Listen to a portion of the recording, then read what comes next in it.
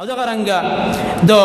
صحابه کرامو مبارک راضي امام بهقي او روایت راوړی دی ولما نزلت ابو هريره رضی الله عنه فرمای کله چې د آیت نازل شو افمن هذا الحديث تعجبون وتضحكون ولا تبكون آیا د دې قران د اوریدو د وجنه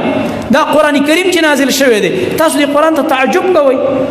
یعنی نیمه نه منکرینو او خنداګانی کوي او جاړی نه من قران ته جړه پکار ده وای دا آیت چې څنګه صحابه کرام واوریدو سلګو ونیول او جړلی وای دی آیت ته نبی علیہ السلام پر وته ول جاړوي یا الله نبی الله قران کې وای چې تاسو قران ته تعجب کوي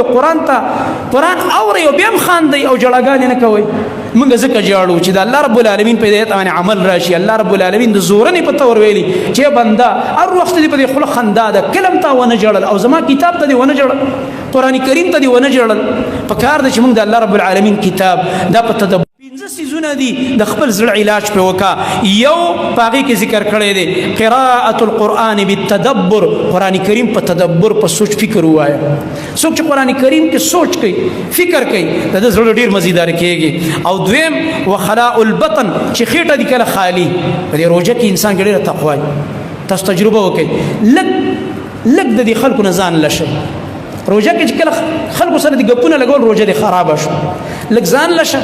او لګ د لاس د سیکا ځان لزیک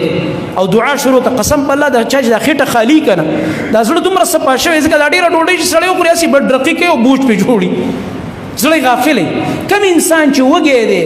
خېټه دی وګي دا او دی وخت دعا او دا زړه دومره ذره نرميږي دا وخت دومره ذره تويږي الله رب العالمین ته او بیا چې دې دعا خوند واخستو والله به دا خوند ته په یو سیس کې مونږ نه کی الله رب العالمین ته وجاړه وزړه یو دې سره صفاکي دا خپل خېټه خالی ساتل او قیام الليل او بل د شپې الله ته ودرېدل دریم علاج دا دی کزړه صفا کول غواړي نو قیام الليل کوا الله تر شپې ودرېګا او بل والتضرع عند السحر د پښمنی په وخت کې الله تعاجزي پښمنی ته الحمدلله مونږ ټول را پاسي خوراک دیو کا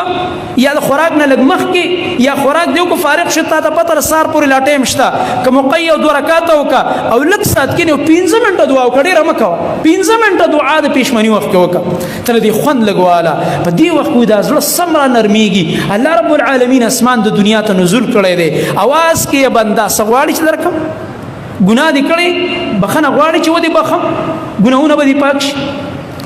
دا د نبی کریم صلی الله علیه وسلم طریقه بوا دا صحابه کرامو طریقه بوا او قران کې الله سوره آل عمران کې دا ذکر کړی وبالاسحار هم یستغفرون دا مؤمنان دا متقین بندگان د پښمنی په وخت کې د الله نه بخنه غواړي په دې آیت په صحابه عمل کو عبد الله ابن عمر رضی الله عنهما وې د شپې تهجد وکړه چې فارغ بشو د سار د اذان نه مخکې صرف استغفار به غوښت کې بناستو استغفار ته په دې آیت عمل کوم الله فرمایي مؤمنان د پښمنی ټیم کې استغفار کوي استغفار من الله نه بخنه غواړي استغفر الله واتوب الیه استغفر الله واتوب الیه او الله تجړل یا الله بخنه راته دای بل علاج دی سلورم او پینزم ومجالسه الصالحین د نیکانو خلکو سره ناسته ولاړه کوا د نیکانو خلکو مجلس کې کینا د گمراهانو د بدانو د غلطو خلکو مجلس کې مکینا چای کې ستا زړه خرابېږي بعضی خلک اټول اور د فیسبوک ته ناسي ستا زړه سم شي او مرګرو سره ګپې شپې بعضی به دا فزول رسالې ګوري لګیا دي څوک د شعر او شاعرۍ کتابونه ګوري قسم په الله دا زړه تبا کوي دا زړه باندې زنګ راولي زنګ زړه څخه کیږي دې سره کم څه چې زړه زنګ ختمي هغه د الله کتاب دی د نیکانو خلکو سره ناسته مجالسه الصالحین دې سره زړه ډیر صفا کیږي او ډیر کړه تاسو ګوري تجربه په دې باندې وکړي ته ډیر کوشش وکړه د خپل ځان د پاکوالي او د ځان د نیکولو شي نیک شم خو ته نه نیک کېږي خو چې یو عالم تلاړ یو شیخ تلاړ یو درس د قران ته کېناست یو بیان به ووري هغې سره دومره صفایي راشي د دې نیکانو سره ناسته ولاړه دام سبب دی د زړه د صفایي او دغه رنګه د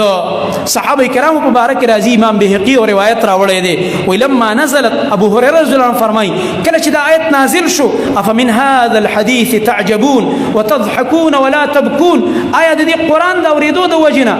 دا قران کریم چې نازل شوی دی تاسو د قران ته تعجب کوئ یعنی نه منې منکرینو او خنداګانې کوي او جاړئ نه من قرآن ته جړه پکار ده. وایي دا آیت چې څنګه صحابه کرامو واورېدو سلګو ونیول او جړلې وایي دې آیت ته. نبي علیه السلام پرې راووت ولې جاړوي یا د الله نبي الله قرآن کې وایي چې تاسو قرآن ته تعجب کوئ قرآن اورئ او بیا هم خاندئ او جړاګانې نه کوئ. موږ ځکه جاړو چې د الله رب العالمین په هدایت باندې عمل راشي. الله رب العالمین د زورنې په تور ویلي چې بنده هر وخت دې په دې خوله خندا ده کلم ته ونه جړل او زما کتاب ته دې ونه جړل قرآن کریم ته دې ونه جړل. په کار ده چې موږ د الله رب العالمین کتاب دا په تدبر باندې ووایو.